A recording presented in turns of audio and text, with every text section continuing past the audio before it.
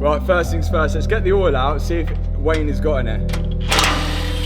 With us not being able to find anything obvious there, I was going to start removing the under tray to see if there was any damage to the engine underneath it. And then we can see if any oil was actually inside the engine, because there is a chance that the car got ran without oil because there's damage to the oil cooler at the front.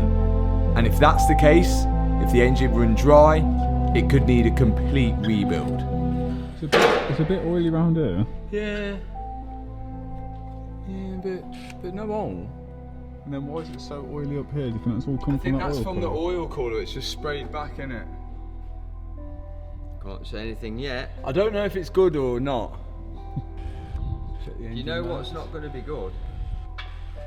If no oil comes out. Yeah, or chunks. Here we go, sports fans. Please have oil. Oh, Jesus! That's looking damp. Yes! Oh, it's filthy. Yeah. Now, I don't know whether to be worried or not. Because if it doesn't start and it's got oil in it, why wouldn't it start? The only thing, if it's got that crash data, it's got some kind of crash data thing on.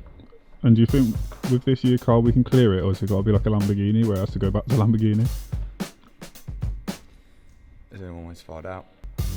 On the newer Mercedes, when the car thinks it's been in an accident, the ECU stores crash data, which stops you from restarting the car. And the only way to clear this crash data is to scan it with a diagnostic tool and then tell it it's now okay to start the car again. I think this is the reason why this car isn't starting.